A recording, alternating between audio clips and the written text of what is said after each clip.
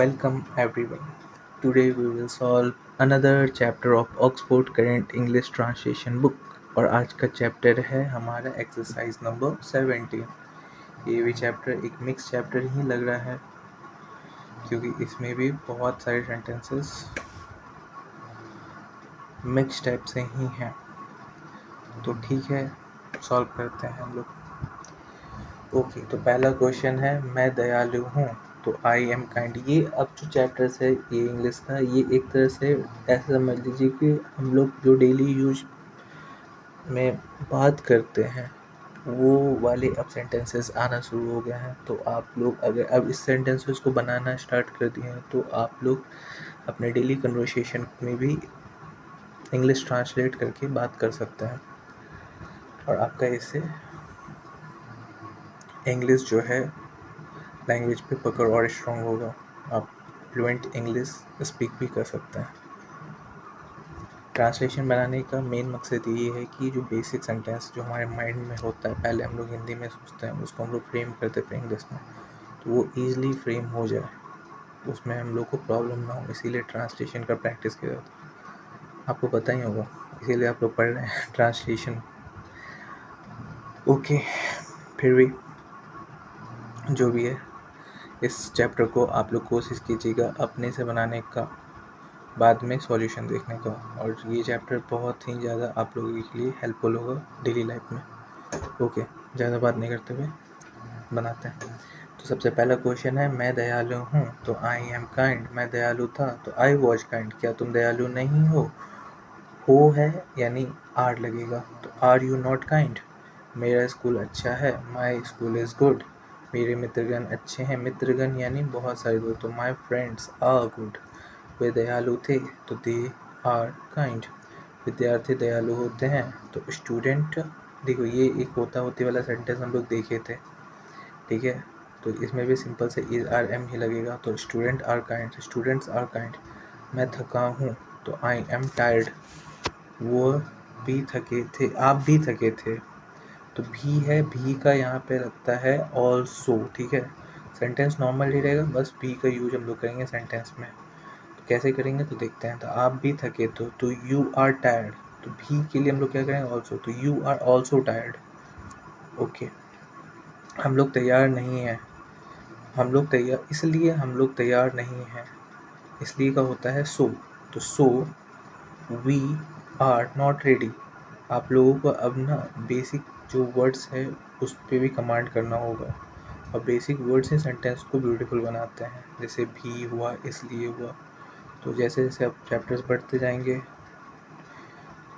तो आपको ये बेसिक वर्ड्स को धीरे धीरे याद रखते जाना होगा, क्योंकि आगे इस बेसिक वर्ड्स का बहुत सारा यूज होगा। ओके, ठीक है। क्या आप तैयार हैं, अगला क्वेश्चन में आते हैं, क्या आप तैयार हैं, क्या आप तैयार हैं।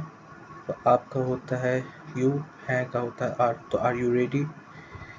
क्या तुम्हारे पिताजी नेक हैं तुम्हारे पिताजी, तो इज़ योर फादर जेंटल। हाँ, वे नेक हैं, यस। देखिए वे नेक है, यहाँ पे ये आदर के लिए यूज हो रहा है, ये वाला भी सेंटेंस हम लोग देखे थे।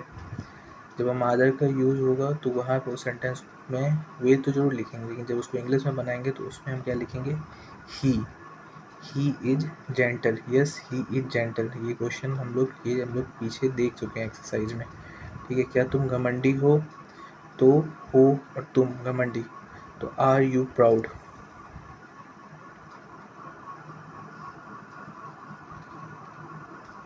ओके, नहीं मैं घमंडी नहीं हूँ, no I am not proud.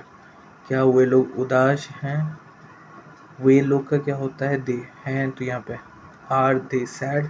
हाँ वे लोग उदास है, यस दे आर सैड। वे लोग खुशी क्यों नहीं है, तो वाई, वे लोग खुश क्यों नहीं है, वे लोग खुश क्यों नहीं है, वे लोग खुश क्यों नहीं है, तो क्यों का क्या होता है वाई, तो why are they not happy. मेरी माँ क्यों रंज नहीं है, क्यों का क्या होता है वाई, तो वाई है और है, तो why is my mother not angry, ठीक है। मेरी माँ दयालु है, माई मदर इज़ काइंड। माँ दयालु होती है, ये एक सिंपल सा सेंटेंस है होता होती वाला, इसमें भी इज़ आर एम लगता। मदर इज़ काइंड, मेरा भाई दयालु था, my brother was kind.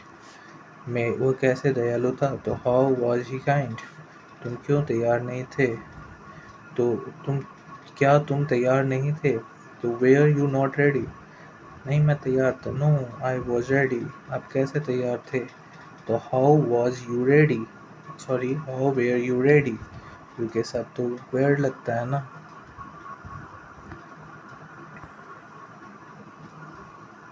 Okay, तो आप कैसे तैयार थे, तो हाउ वेयर यू रेडी। क्या मैं सही नहीं था है तो वॉज, मैं है तो आई के साथ वॉज लगता है, वॉज आई नॉट राइट। हाँ आप सही थे, यस यू आर राइट, हम लोग गलत थे, वी आर रॉन्ग। क्या भारतीय किसान मेहनती नहीं थे लगा हुआ है और क्या है, तो भारतीय किसानों ने बहुत सारे बात कर हो रहा है। तो were Indian farmers not laborious, क्या भारत गरीब था, तो वॉज इंडिया पुअर। क्या भारत गरीब नहीं है, was India not poor, sorry है ना, तो इज इंडिया नॉट पुअर। क्या तुम्हारे रहन सहन का स्तर ऊंचा है, रहन सहन का स्तर स्टैंडर्ड ऑफ लिविंग, रहन सहन का स्तर standard of your living high. ठीक है, क्या है, तो है का क्या होता है, तुम्हारे है तो इज ही लगेगा। ठीक है, तो इज यहाँ पे रहन सहन का स्तर, ये एक यूज जो हो रहा है शायद स्पेसिफिक दिखाया जा रहा है। एक बार इसका देख लेते हैं कि क्यों यहाँ पे द का यूज हो रहा है।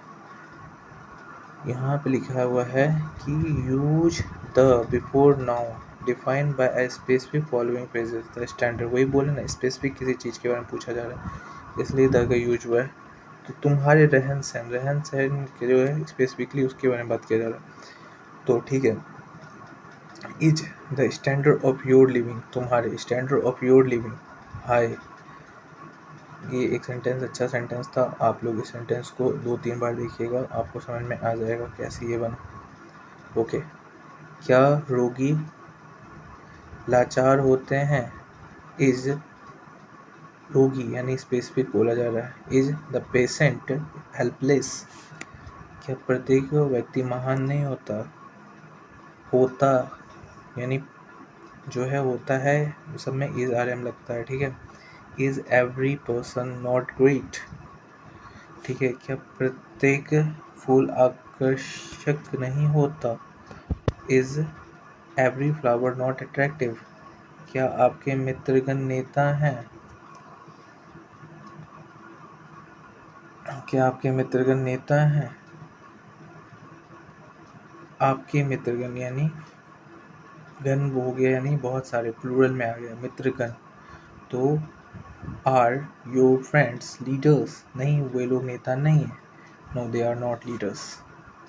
शो, ये था हमारा एक्सरसाइज नंबर 17 का ट्रांसलेशन का सॉल्यूशन। आई होप आपको समझ में आया होगा। मिलते हैं अगले एक्सरसाइज में, अगले वीडियो में एक न्यू एक्सरसाइज के साथ। Thank you.